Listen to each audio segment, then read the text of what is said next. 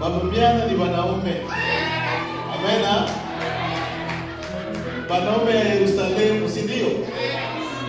Walisikia furaha Walisikia. Amena. Kisha wanasema mwambie Yesu achwa, yaani Mungu anakuja.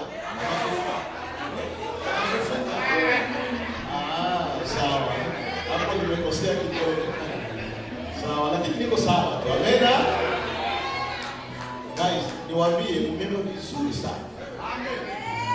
Kuanzia kwenye turu ya pili sasa, sitasema tena agape, tulishawasema, si ndio? Kuanzia salvation band. Kwanza mmevaa vizuri, mmecheza vizuri, mmeimba vizuri. Amena. Unajua kuna kitu kimoja nimerealize kwenye uchezaji. Sisi wanaume tunacheza ni kama tu, hatuko. Lakini wanawake nilipoangalia dance hapo kwenye kamansele ni kama tulikuwa tunatoka kidogo. Lakini wanawake wanapiga.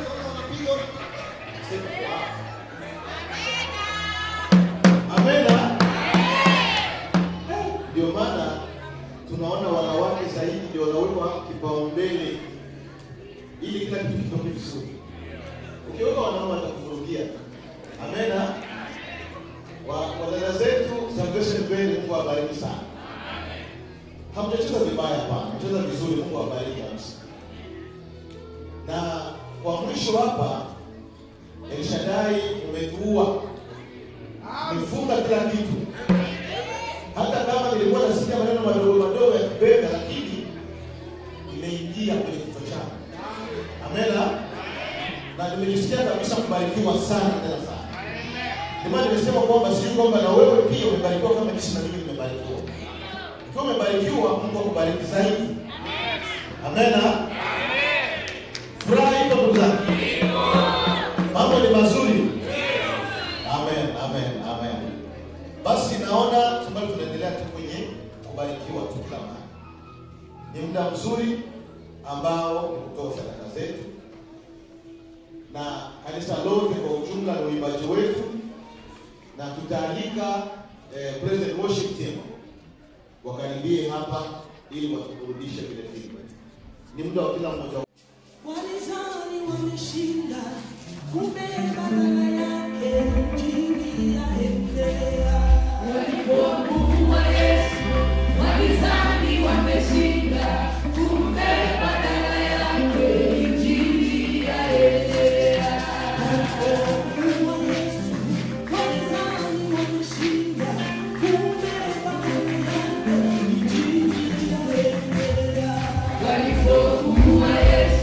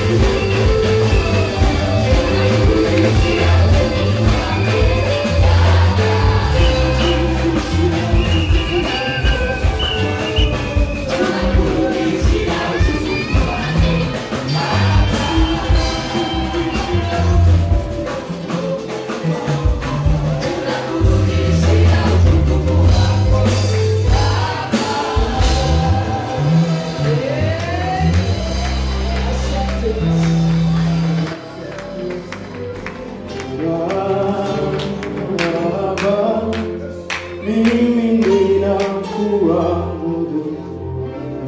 mbele zako nainama, mimi ninakuabudu, mikono yangu nainua, mimi ninakuabudu Baba.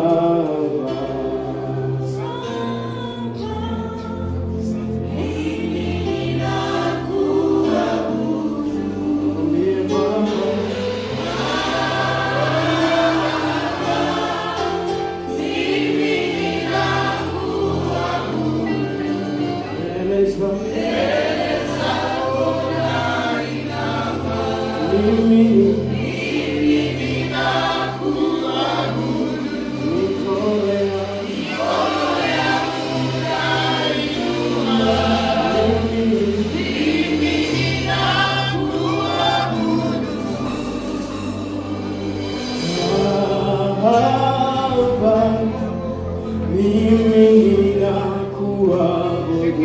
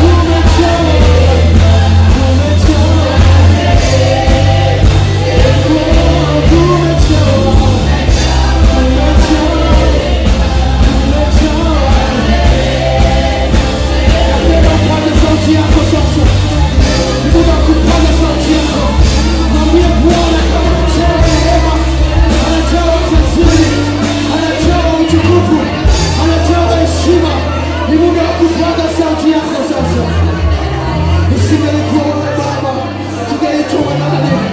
Isingelikuwa Yesu, tungekuwa wapi? Tuko mahali hapa Bwana, tumekuja kusimamisha bendera ya ushindi, tukisema wewe ni mshindi zaidi ya kushinda. Wewe ni mshindi wa Golgotha. Baba, kama tuko mahali hapa ni kwa sababu ya neema ya Golgotha, ni kwa sababu ya damu ambayo iliyomwagika pale msalabani wa Kalvari. Nimepata uhuru pale, nimepata kuheshimika, nimepata kutolewa salamu, nimepata kupewa heshima tena zaidi. Baba, sijui nikufananishe na wewe, kama nikitazama upendo wako unapita fahamu zangu, upendo wako Bwana unapita fahamu zangu. Nikifikiri kitu unachotulinda Bwana, sioni mwanadamu ambaye anaweza kutulinda. Nikifikiri jinsi unavyotutetea Bwana, hakuna mwanadamu anaweza kututetea. Wewe ni jemadari wa vita, unatupigania vita ambavyo vinavyoonekana kwa macho yetu ya nyama na vile ambavyo visivyoonekana. Wewe ulani usingizi kwa chini yetu. Angalia jinsi umeacha mbingu na utukufu wako Bwana, unakubali kushuka duniani, kudharauliwa, kuteswa, kutegewa macho kwa ajili yetu sisi. Utukufu na kusikia. Heshima ni za kwako Baba, mamlaka ni ya kwako Jehova. Unazistahili sifa na heshima, unazistahili heshima, kwa maana hakuna aliye kama wewe Bwana. Acha nikusifu nikuabudu kwa majina yako makubwa, kwa majina yako yenye ajabu, kwa majina yako yenye uwezo, kwa majina yako ambayo iko juu ya majina yote. Baba, wewe umepewa jina ambayo iko juu ya majina yote, ni jina la Yesu. Magonjwa hayana jina kubwa, magonjwa hayana jina kubwa, mapepo hayana jina kubwa, lakini wewe Yesu una jina kubwa kuliko majina yote. Wewe unakustahili usimamishe mipaka ya Baba. Wewe ambao unatuza ghala afua, wewe ambao ni mkamilifu zile wakamilifu wote, wewe ambao ni jemadari wa vita, wewe ambao ni mtakatifu zile watakatifu wote. Heshima ni yako stahili, utukufu ni ya kwako, mamlaka ni ya kwako Jehova Jireh.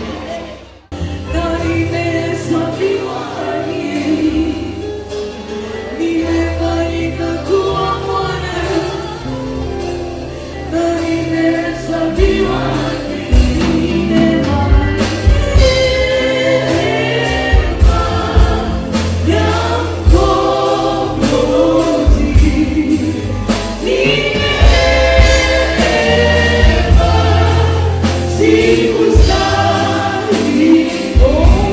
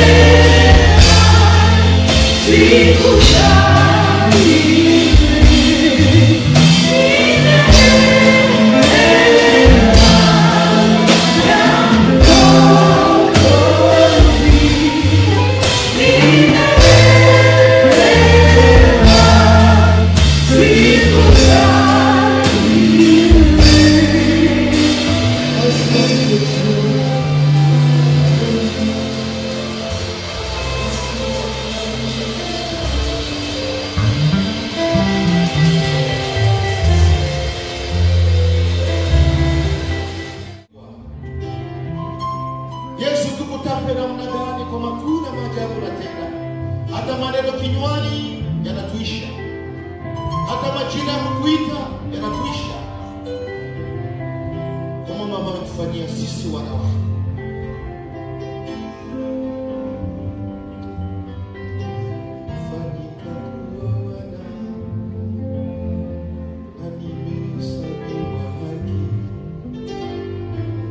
Nimefanyika kuwa mwana na nimehesabiwa haki. Ni neema yangu,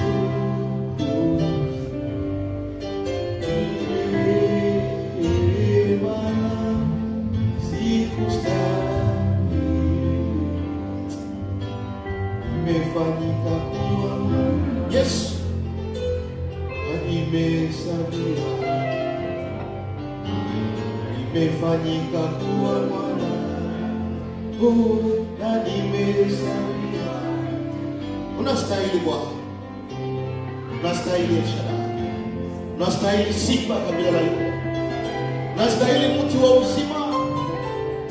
Asante Yesu.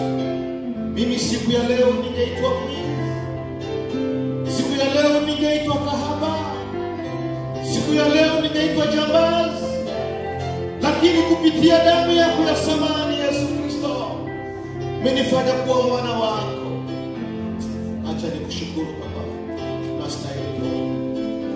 Siku ya leo umenikomoa, ukaona kwamba si vizuri niendelee kukaa dhambini, ukashusha mwana wako Yesu Kristo akakufa msalabani, akavikwa kofia la miiba, akachomwa mkuki ubavuni, damu na maji vikatiririka kwa ajili ya mimi David. Siku ya leo nionekane machoni pako.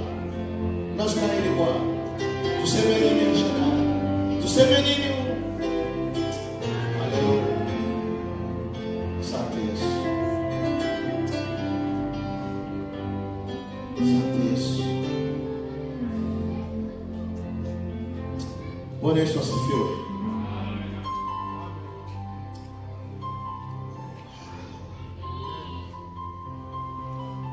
Asante kwa present worship. Mungu abariki sana kutusogeza karibu ya huyu Yesu wetu Yesu Kristo. Asante Bwana. Basi tutasonga na ibada yetu kwa utamu wa kumwabudu Mungu wetu na kumsifu. Jamani, tungelala hata huko tunamsifu Mungu na tunamwabudu tu, lakini ni hivyo tena.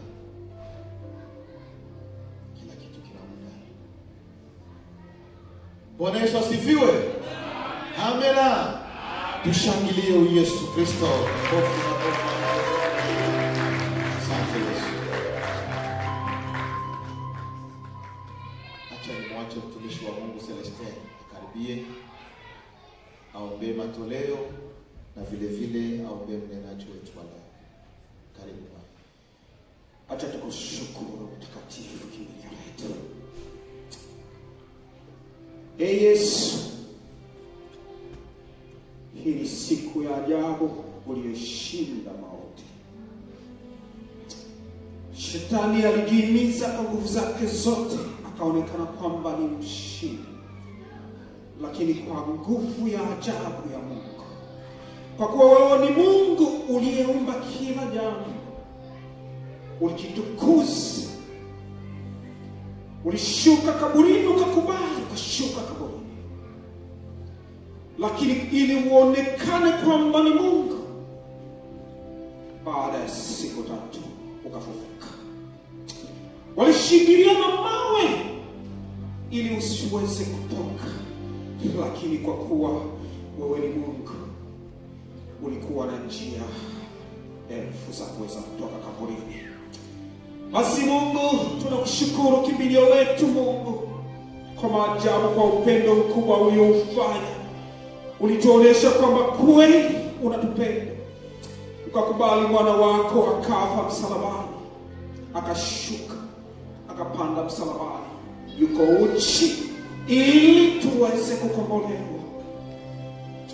Oh Mungu, tuseme nini mbele zako mtakatifu kwa maajabu unayoyafanya kwa ajili ya upendo wako mkubwa? Basi tukubalie Mungu, tushuke na tuweze kukuabudu kwa sababu wewe ni Mungu wa ukweli. Basi mtakatifu, tuko hapa wana wako, tumenyoosha mikono ya zile nguvu unazotupa kila siku tunapokwenda kufanya kazi. Kila mmoja unajua alichokitoa mtakatifu, alitoa kwa moyo wake na kwa nguvu zake. Na kwa upendo wako Mungu, tunakusihi mtakatifu uweze kubariki baraka, ubariki sadaka hizi, matoleo ya wana wako wote, yote waliokuletea hapa, waliokutolea Mungu. Kwa upendo wako wa ajabu Mungu, tunaomba baraka hizi uzimiminie baraka zako na ziweze kutenda kazi yako kama vile mapenzi yako. Mungu, ni muda mzuri sasa tunaenda kusikia maneno yako ya uzima. Tunakusihi mtakatifu uonekane katika kanisa la wana wako wamenyenyekea. Tunaenda kunyenyekea ili tusikie maneno yako. Neno lako la uzima ndio tunataka kusikia. Ninakusihi mtakatifu mwenye nguvu zote, mfalme wa wafalme, Elohim Adonai, funga nguvu zote za mwovu shetani. Katika muda huu tunataka kusikia ni maneno yako pekee. Tunataka kusikia neno lako mwenyewe Mungu. Unajua uliyemwandaa ili upitishe neno lako. Ninakusihi malaika wako mtakatifu waweze kuzingira mahali hapa katika muda huu, uweze kuonekana kwamba wewe ni Mungu. Na vile vifungo vyote, yeyote yule aliyefungwa kiroho, katika jina la Yesu afunguliwe katika siku ya leo. Asante Mungu kwa kuwa wewe utabaki Mungu milele na milele. Ninaomba nikipitia jina la ajabu la Bwana wetu Yesu Kristo. Amen. Amen. Basi tukae kimya, tuchunge watoto wetu, tusikie maneno ya Mungu. Ningesihi kabisa kila mmoja wetu asikilize unenaji wa leo, tusisinzie, tusikwe distract na phone zetu, bali tumsikilize. Basi akiwa ameinuka, tutaenda mkaribisha kwa makofi, shangwe na vikelekele. Karibu. Haleluya.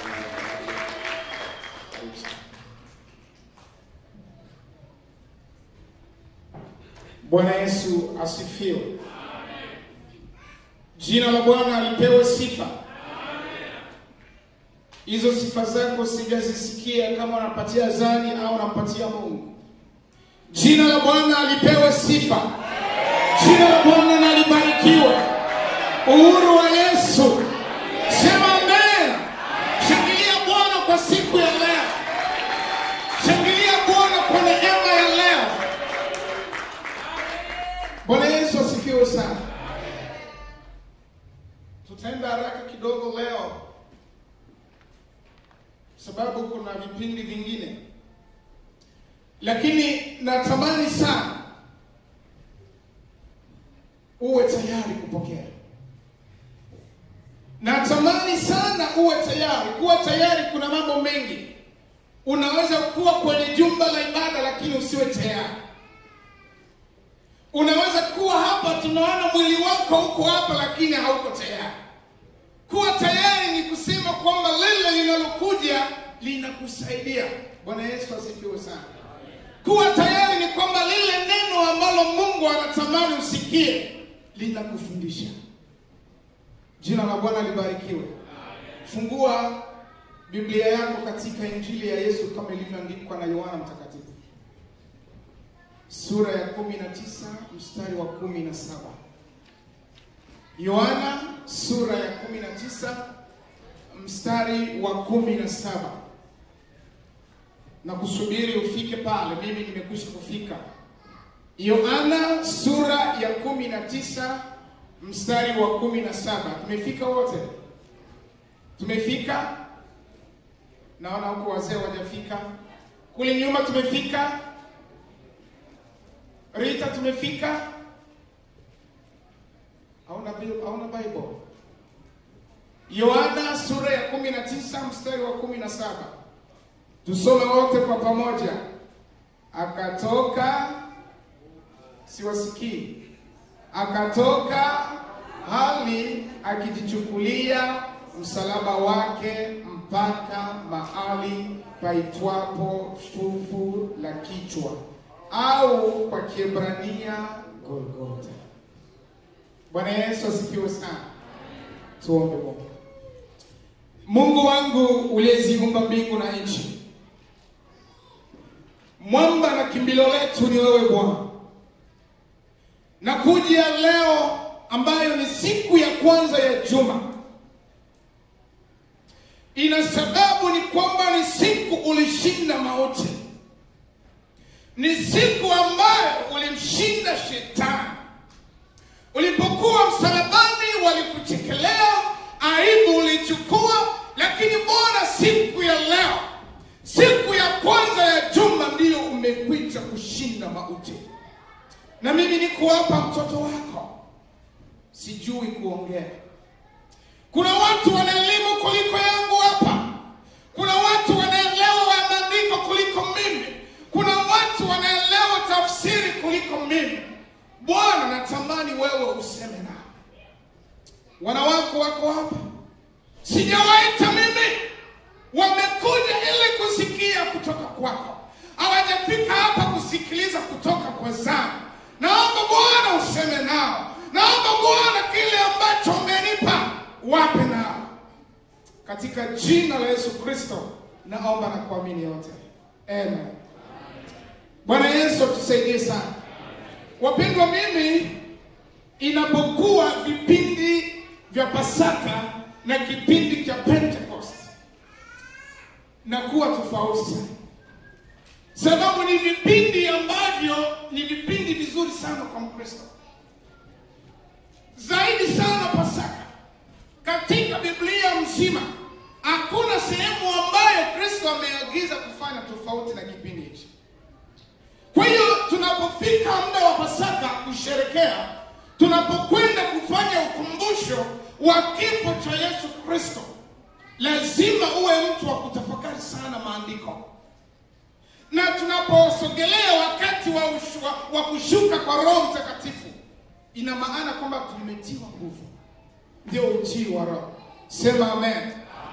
Na Biblia inasema kwa kufa kwake tumefanya nini? Tumekombolewa, tumepona. Jina la Bwana libarikiwe sana.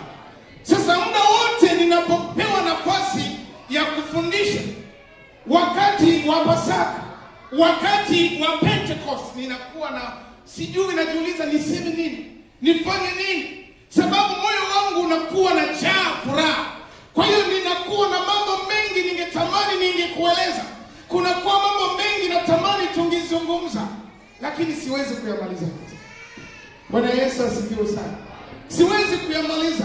Ukiongea mambo kwa ajili ya Pasaka, ina topic nyingi sana, na mimi siwezi. Ukiongea mambo kwa ajili ya ujio wa Roho Mtakatifu, napenda sana mafundisho ya Roho Mtakatifu. Kwa hiyo muda wowote ninapokewa kipindi cha kufundisha kwa mikutano hiyo miwili, nashindwaga nifungue wapi, nifundishe nini watoto wa Mungu. Bwana Yesu atusaidie sana. Na leo nataka nizungumze jambo moja tu. Nataka nizungumze jambo moja kama jinsi tumesoma hapa katika Injili ya Yesu kama ilivyoandikwa na Yohana sura ya 19 mstari wa 17. Inasema kwamba Yesu akatoka huku akichukulia msalaba wake. Yesu alitoka, ni wakati sasa wanampeleka ili uende kumsulubisha. Huu ni muda ambao mashtaka yameisha. Wamekubaliana sasa ni muda huyu mtu aende kutundikwa. Yesu akasimama akipeleka msalaba wake mwenyewe. Na alipokuwa na msalaba wake mwenyewe, Biblia inasema kwamba akaelekea sehemu ambayo inaitwa fuvu la vichwa. Akaenda mahali ambapo kunaitwa katika lugha ya Kiebrania Golgotha. Sema Golgotha. Sema Golgotha. Yesu akaenda sehemu ambayo inaitwa fuvu la vichwa. Fuvu ni Kiswahili kinamaanisha kwamba ni skeleton. Mtu akifa akioza, mifupa ndiyo inabaki. Bwana Yesu asifiwe sana. Sasa hii sehemu ambayo ilikuwa inaitwa Golgotha, kwa desturi ya Wayahudi, desturi yao ilikuwa kwamba mtu akitenda dhambi, mimi nikitenda dhambi ambayo inafanya nife, ninapigwa mawe mpaka kufa. Bwana Yesu asifiwe sana. Wakati ninaandaa hili somo nikasema Mungu wetu ni wa ajabu sana. Mungu anafanya mambo wapendwa ambayo yawezekana ndani ya familia yako hauwezi ukaiona. Yawezekana kwako hauwezi kuiona leo, lakini Mungu wetu ni Mungu wa wakati. Kama ikufika kwako leo, kitafika kwa mtoto wako. Na kama ikutimia kwa mtoto wako, itatimia kwa mjukuu wako. Na kama yawezekana usione inafika kwako, ipo siku Mungu ataitimiza. Bwana Yesu asifiwe sana. Sasa hii sehemu ni sehemu ambayo Wayahudi walikuwa wameiweka kwamba nikitenda dhambi ninapigwa mawe. Ni dhambi ambayo inapelekea nife. Sasa ule mtu anapigwa mawe. Watu wanakusanyika, tutulize watoto samani. Watu wanakusanyika, wanampiga pasazani mawe mpaka nafikia kifo. Nikifa sasa, mifupa yangu yote imevunjika. Wananipeleka pale sehemu inaitwa Golgotha. Nikifika pale wananitundika kwenye msalaba. Sasa desturi yao mtu alikuwa azikwe. Desturi ya Wayahudi mtu alikuwa azikwe. Baada ya kufa unaozea kwenye msalaba. Jina la Bwana libarikiwe sana. Ukifa unaozea kwenye msalaba. Na mtu akioza hii minofu inaanza kuoza. Mtu akifa minofu inaanza kuoza. Sababu ndani yangu hamna tena pumzi. Ndani yangu hamna maji. Ndani yangu hamna damu. Sasa nyama inaanza kutoka kwenye mifupa. Sasa ule mtu akiwa kwenye msalaba, baada ya minofu yote kutoka, anabaki mifupa. Na mifupa ambayo inadumu kwa kasi sana ni kichwa cha mtu. Jina la Bwana libarikiwe sana. Na ndiyo maana ile sehemu inaitwa ni Golgotha. Tuko pamoja kanisa? Sehemu ile inaitwa Golgotha. Sasa Golgotha katika ule mji ilikuwa sehemu ambayo iko kwenye barabara za kupanda na kushuka. Ilikuwa kwenye panda njia. Kwa hiyo watu wanakuja huko, watu wanakuja huko, watu wanatoka upande huu, wanakuona pale. Jina la Bwana libarikiwe sana. Kwa hiyo ilikuwa njia watu wengi kuipitia. Haikukuwa siri. Haikukuwa siri. Na ndio maana nimesema ya kwamba Mungu wetu ni mwanzo na mwisho. Anaweza akafanya jambo leo ukafikiria ni jambo la mzaha, lakini anatengeneza mazingira kwa siku za baadaye. Jina la Bwana libarikiwe sana. Katika desturi ya Agano la Kale, wakati nilifundisha juu ya sadaka ya zabihu, sadaka ya zabihu ilikuwa natolewa ni kwamba nikitenda dhambi nachukua mnyama na mchinja. Ule mnyama alikuwa anachinjiwa nje ya kambi. Tuko pamoja wapendwa? Ule mnyama alikuwa anachinjiwa nje ya kambi. Sasa akichinjiwa nje ya kambi, kuna baadhi ya vitu ambao wale Walawi ambao Mungu alimwambia Musa, nitengee watu katika kabila la Lawi ili wawe wanani? Wawe wanani? Wawe makuhani. Sasa kulikuwa nyama ambazo walikuwa nakula, zingine zilikuwa hazili. Hebu soma Waebrania sura ya 13. Waebrania sura ya 13 mstari wa 11. Ninataka nikuoneshe kwamba Mungu kuna vitu wanavifanya vinaweza visitokee leo, lakini yeye ni Mungu wetu wa agano. Ipo siku litakwenda kutimilia. Ukifika nisomee Waebrania sura ya 13 mstari wa 11. Waebrania anasoma sura ya 13 mstari wa 11, unasema hivi: maana wanyama wale ambao damu yao hutolewa ndani ya patakatifu na kuhani mkuu kwa ajili ya dhambi, viwiliwili vyao huteketezwa kwenye kambi. Tunaelewa pale?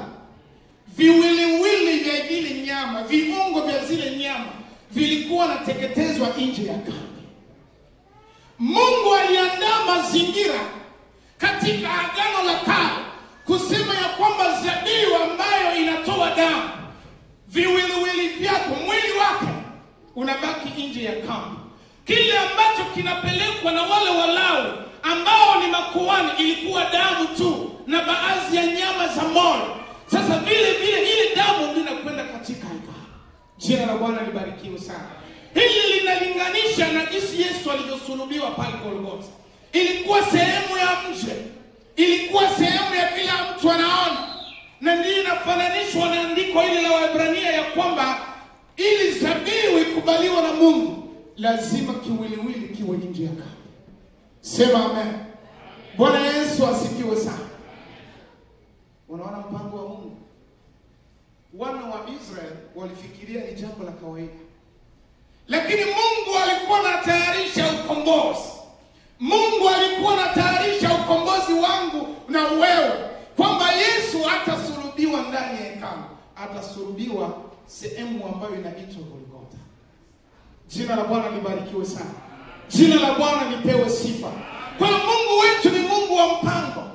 Mungu wetu ni Mungu ambaye yeye njia zake sio njia zako. Mungu wetu ni mtu ambaye akili zako sio akili zake.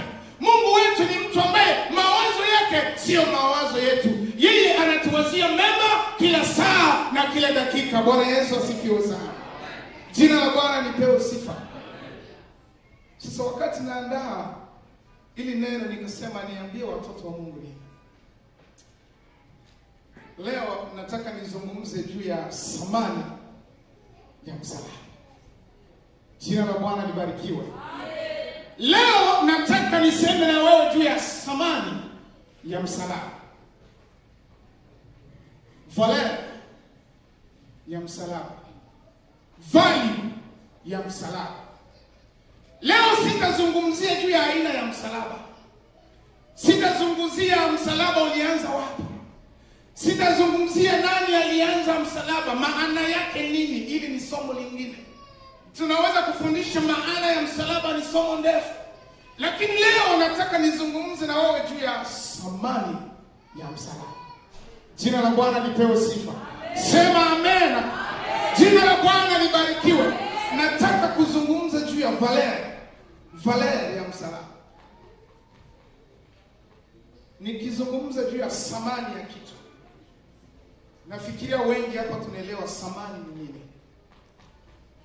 Mtu anaanza kuwa, nilikuwa pale California, mama mmoja kaniambia, mchungaji, mimi hivi sioni hata thamani ya bwana yangu. Kasema, huoni thamani ya mume wako? Kwa nini? Iko naona ni kianaume tu kinavala pantalo. Sasa nikuuliza, amefanya nini? Akaniambia mambo yake. Bwana Yesu asifiwe sana. Kwa mama, si mtu anaweza kuwa na mume na asioni thamani yake. Na baba anaweza kuwa na mwanamke asioni thamani yule mwanamke. Jina la Bwana libarikiwe sana. Na thamani inaweza kutokana na wewe mwenye kitu au kitu chenyewe. Wewe mwenye kitu unaweza kukisamanisha au kukizaraulisha. Jina la Bwana lipewe sifa. Kuna kitu unaweza kukifanya ukaonekana kwamba ni cha thamani sana, kumbe kinakuletea aibu. Kuna mambo ambayo unaweza kuyafanya wewe kama Mkristo ukafihisi kwamba ni cha thamani sana, lakini watu wanapokuangalia kinakuletea aibu. Jina la Bwana litusaidie sana. Jina la Bwana lipewe sifa. Mtu anaweza enda sokoni pale kwa Mwalimu David, kuna kwa masuti wa mzuri pale, lakini ukavaa ile suti kumwili yako, wanasema hii suti mbona alivalia nini? Na iko madolari ya mingi. Ameonaka vile iko madolari ya mingi, wanasema nani kabisa ile suti hapana. Labda iko kamati mzuri, labda inaonesha maumbile yako, unaona thamani yake ina thamani vile, haina tena thamani, na ulitoa kwa pesa nyingi. Jina la Bwana libarikiwe sana. Kwa hiyo tukizungumza juu ya thamani, thamani inaonesha kwamba ni kitu ambacho unakichukulia kwa viwango vya juu. Ni kitu kile ambacho unakiheshimu sana. ni kitu ambacho hautaki kizaraulike, ndio inaitwa samani. Lakini wewe mwenyewe unaweza kumpatia Yesu samani au kumwaibisha. Mimi na wewe tunaweza kumwaibisha Yesu au kumuona sio wa samani. Kwa hiyo nataka nizungumze juu ya samani ya msalaba wa Yesu Kristo. Jina la Bwana libarikiwe sana. Jina la Bwana lipewe sifa. Kama nilivyosema hapo awali, ni kwamba mtu yeyote ambaye alifika mashtaka ya kifo ilikuwa lazima atundikwe msalabani. Hiyo ndio ilikuwa desturi ya Wayahudi. Na anapotundikwa msalabani, yule mtu anapigwa mpaka kifo. Na kama gesi mtumishi wa jana alivyosoma katika Agano la Kale, desturi, mila au tabia ya Wayahudi ilikuwa kwamba ule mwana kondoo wa Pasaka lazima avunjwe. Wanampiga mpaka miguu inavunjika. Lakini Yesu hakuvunjwa miguu. Bwana Yesu asifiwe sana. Yesu hakuvunjwa miguu kuonesha kwamba yeye ndiyo kuhani mkuu. Kuonesha kwamba yeye ndiyo kuhani mkuu. Sasa tunaposema samani ya msalaba, tunapoongea kwa ajili ya samani ya msalaba, lazima tuone jambo moja ambalo linafunga yote. Msalaba si kwamba tu unaleta ukombozi kwetu, lakini msalaba umekwenda kutupatanisha. Msalaba umekwenda kutuunganisha. Msalaba umekwenda tena kuturejesha katika upendo wa Mungu. Bwana Yesu asifiwe sana. Tunaweza kuongelea faida nyingi sana. Tunaweza kuongelea samani nyingi sana. Lakini moja na kubwa kuliko zote, msalaba wa Yesu umekwenda kuleta tena upatanisho. Yesu msalaba wake umeleta upatanisho kati yetu na Baba Mungu. Jina la Bwana libarikiwe sana. Jina la Bwana lipewe sifa. Kwa hiyo katika samani nyingi zote za msalaba nitaongea mbili tu. Katika samani, value ya msalaba, nitaongea value mbili tu. Juu nisikuchukua. Jambo la kwanza ambalo kazi ya msalaba imefanya, jambo la kwanza kabisa ni laana zote zimeshughulikiwa. Amen. Laana zote Mungu amezichukua. Amen. Laana zote Yesu amezivaa. Kwa hiyo wewe usikae unataabika. Wewe usikae unajiuliza, yawezekana nimelaaniwa, kwa nini sifaulu? Kwa nini hili haliko sawa? Kwa nini watoto wangu hawajasimama sawa? Yawezekana nina laana. Hauna laana wewe. Baada ya kumkubali Kristo, amechukua laana zako zote. Baada ya kumwamini Kristo, laana zako amezichukua. Jina la Bwana libarikiwe sana. Biblia inasema nini? Wagalatia sura ya 3. Wagalatia sura ya 3. Wagalatia sura ya 3 mstari ule wa 13 unasema ya kwamba Kristo alitukomboa katika laana ya Torati, kwa kuwa alifanywa laana kwa ajili yetu. Maana imeandikwa, afanye nini? Alaaniwe mtu angikwaye juu ya mti. Bwana Yesu asifiwe sana. Biblia inasema kwamba ilikuwa laana. Hata kama Wayahudi walikuwa wanaangika watu kwenye mti, hata kama ilikuwa mazoea yao, lakini ilikuwa ni laana. Ilikuwa ni laana. Sababu Biblia yenyewe inasema kwamba alaaniwe mtu yeyote anayetundikwa juu ya mti. Yesu amefanyika laana. Yesu amekuwa laana. Tunajua maana ya laana. Laana maana yake nini? Mtu tukisema amelaaniwa, inamaanisha nini? Ametengwa. Lugha nyingine. Amekanwa. Lugha nyingine. Ametupiliwa mbali. Lugha nyingine. Ameasiwa au amekataliwa. Bwana Yesu asifiwe sana. Nilipenda Kiswahili amekataliwa. Ukienda kuchumbia kwa fiancé kakipatala, utapata usingizi. Utapata usingizi. So dada hiyo tu masiku kwa mwinda leo ananikataa. Na ndivyo tulikuwa tumekataliwa na Bwana. Tulikuwa tumelaaniwa na Mungu. Baada ya kuasi agizo lake katika shamba la Edeni, tumelaaniwa. Lakini kwa Yesu kuchukua tena msalaba, amejitika Yesu Kristo ni mwema. Amejitika laana zetu zote. Kwa hiyo wewe usihangaike hata kutaabika. Yesu amekwisha kulaaniwa kwa ajili yako na mimi. Bwana Yesu asifiwe sana. Kwa nini ukose kuwa na raha? Kwa nini unataabika? Kwa nini unakosa amani moyoni mwako kwa yale ambayo unayapitia katika ndoa yako, katika familia yako, katika biashara yako, katika elimu yako? Kwa nini unataabika? Yesu ameshajishika laana zote, na hakuna mtu yeyote, hakuna mwanadamu yeyote, hakuna mfalme yeyote ambaye atanilaani tena. Bwana Yesu asifiwe. Sina laana. Hakuna laana. Kwa hiyo acha kujishimanga kusema labda nimelaaniwa. Hauna laana, wewe umekombolewa na Yesu. Bwana Yesu asifiwe sana. Hauna laana. Kumbukumbu la Torati 21. Soma Kumbukumbu la Torati. Kumbukumbu la Torati 21 mstari wa 22. Kumbukumbu la Torati linasemaje? 21:22. Akiwa mtu ametenda dhambi ipasayo kufa, akauawa, nawe ukamtundika juu ya mti, mzoga wake usikae usiku kucha juu ya mti, lazima utamzika siku hiyo hiyo. Kwani aliyetundikwa amelaaniwa na nini? Amelaaniwa na Mungu. Usifikiria andiko lilikuwa tu katika Agano Jipya, hata katika Agano la Kale imesema ya kwamba mtu akifa usimwache alale, umtundike juu ya mti.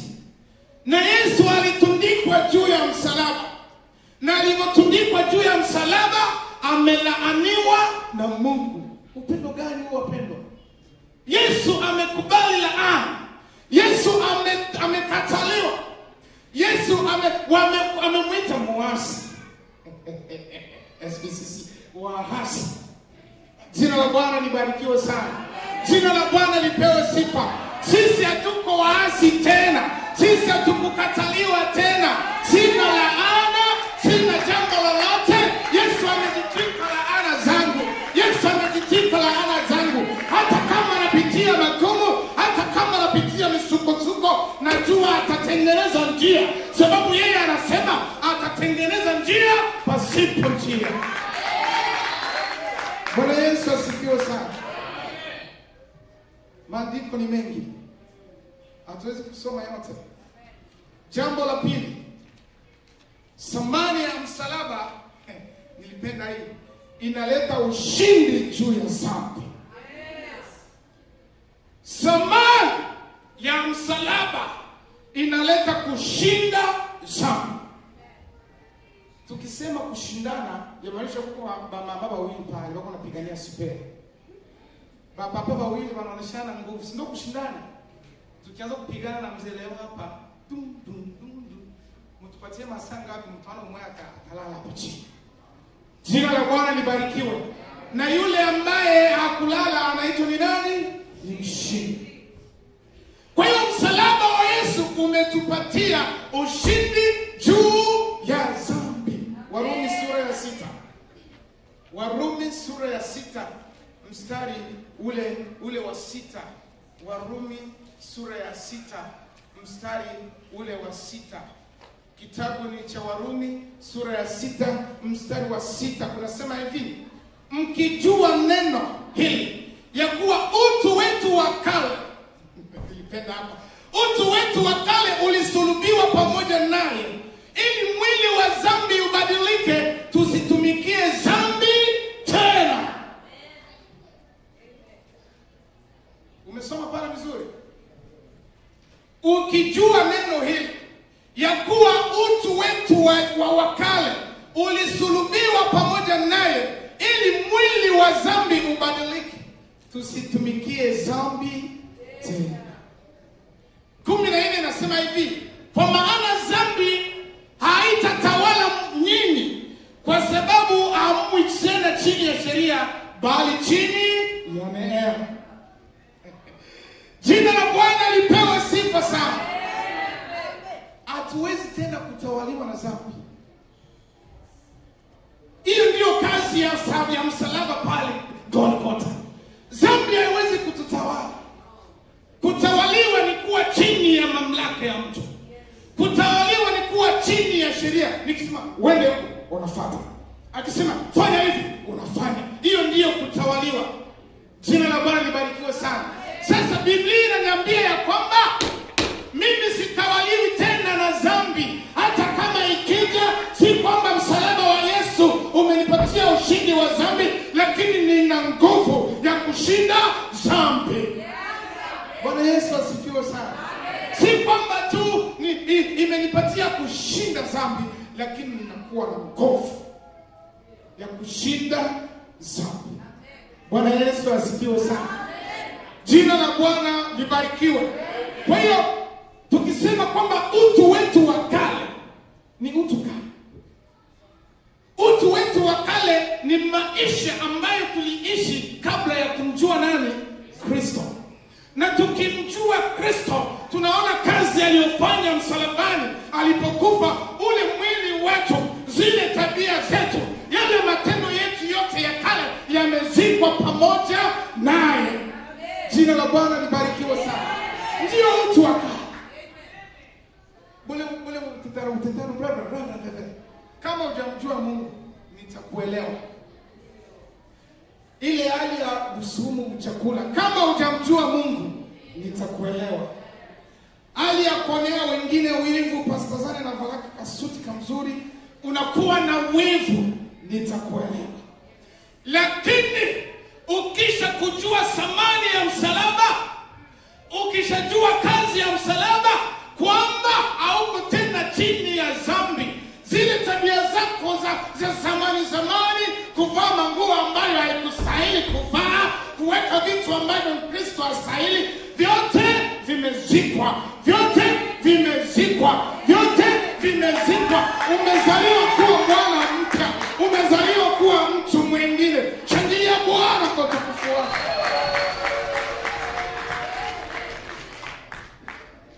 Hiyo ndio kazi ya msalaba.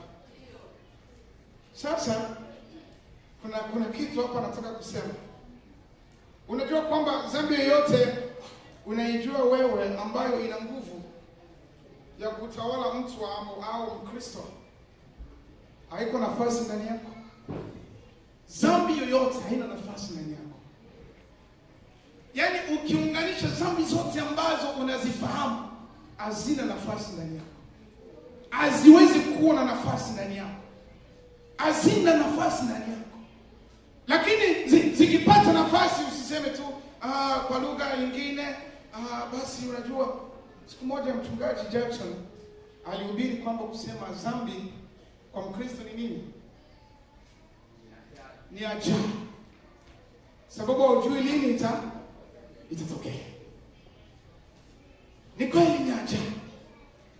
Lakini hata kama ingetokea namna gani, unakuwa na Roho Mtakatifu. Roho Bwana anakuambia hicho unachotaka ndani yako, anawaka moto ndani yako, anakuambia hapana, haustahili. Ndio kile ambacho nimekusema ya kwamba sio kwamba tu tumekuwa na nguvu ya kushinda dhambi, lakini tuna mamlaka. Biblia ikasema ya kwamba mumepewa mamlaka ya kukanyaga nini? Nyoka na inge na nguvu zote za shetani. Bwana Yesu asifiwe sana. Tuna mamlaka. Tuna uwezo. Kwa dhambi ikikunyemelea tu unasema toka kwa jina la Yesu. Na ninakuogopa. Kama mimi niko na mamlaka, naweza kufanya kile ninapenda, sababu nina mamlaka, nina uwezo, nina nguvu, vyote ni vya kwangu, hakuna atanikontrole. Nikivunja hiki navunja, nikipeleka hiki niweke pale, ni vyangu, nina uwezo. Sasa huo ndio uwezo ambao msalaba wa Yesu umetupa. Jambo lolote likija kati ya baba na mama, unaona ndani ya ndoa, unakemea toba kwa jina la Yesu, na shetani anakimbia. Akija tena toba kwa jina la Yesu, akiona tena anakimbia. Akija kwa njia nyingine unakwenda kumpiga. Akija huku anapigwa, akienda kwa watoto anapigwa, akienda kwa mke anapigwa. Anasema hii nyumba ni ya walokole. Anakimbia. Ile ndio nguvu ambayo Mungu ametupa. Bwana Yesu asifiwe sana. Jina la Bwana libarikiwe. Napenda sana hizi kazi za msalaba. El Shaddai wakasema ya kwamba yamaanisha ya kwamba nini katikati yetu na Mungu? Nini? Ni kwamba yamaanisha ya kwamba hakuna katikati yetu na Mungu, hakuna mpaka. Njia imekuwa wazi, njia imefunguliwa. Na mimi nataka nikuambie mchana wa leo mpendwa, ya kwamba kwa kazi ya msalaba wa Yesu njia imekuwa wazi. Njia imekuwa wazi. Wewe simama tu kwa zamu yako. Wewe simama tu katika hali ya utakatifu. Njia iko wazi. Njia imefunguliwa. Njia imekuwa wazi. Hakuna tena kupitia kwa mtu. Hata kama kuna mambo magumu ndani yako, wewe simama na Bwana. Wewe simama na Yesu. Atakuona, sababu anakumbuka ya kwamba laana zake nimezichukua. Sitavumilia mtoto wangu aharibike. Sitavumilia mtoto wangu ateseke, sababu laana zote amezichukua. Bwana Yesu asifiwe sana. Unahangaika nini? Kwa nini unateseka? Kwa nini unakosa amani? Kazi imeisha msalaba. Na Mungu ametupa nguvu za kushinda sana. Na yawezekana hizo nguvu zimekupungukia. Mungu yuko hapa nasi. Kwa wale wanaomhitaji anawapa nguvu. Ukitamani kupata tena nguvu za kushinda sana, muda ni huu. Ukitaka kupata nguvu za kushinda sana, muda ni huu. Usisubiri. Kristo amedai ya kwamba msalabani amemaliza yote. Ni kweli dhambi zinaweza kukuzinga ikawa kama tabia ya kila siku. Lakini nataka nikuambie mpendo ya kwamba una mamlaka ndani yako. Unaweza kuwa na mamlaka usiyatambue jinsi gani ya kuitumia. Leo ni muda wako. Leo ni nafasi yako. Kuja mbele za Bwana ili akujaze nguvu tena. Simama kwa miguu yako. Simama kwa miguu yako. Kanisa tusimame. Na wale ambao wangetamani Mungu awarejeshe tena, wale ambao wangetamani wapokee tena nguvu ya kushinda dhambi, ni muda wako wa kusogea hapa. Sogelea mbele za Bwana. Mungu ndiye ana uwezo. Yeye ndio ana nguvu ya kushinda dhambi. Na kupitia msalaba wake tuna mamlaka haya. Kupitia msalaba wa Kristo kuna mamlaka ya kushinda dhambi. Usingebaki hivyo. Ameshasema ya kwamba nitwishe yote. Na yeye atakwenda kukujaza nguvu. Kwa hiyo usiwe na mashaka. Usiwe na wasiwasi ndani yako. Ukija kwa moyo mkunjufu mbele za Bwana, atakujaza nguvu. Atakwenda tena kukurejesha, sababu ndiyo kazi alifanya msalabani, ya kuleta upatanisho, kwamba turejee tena katika hema lake. Muda ni huu. Kuna nguvu ya ajabu kati yangu ya Mwokozi. Kuna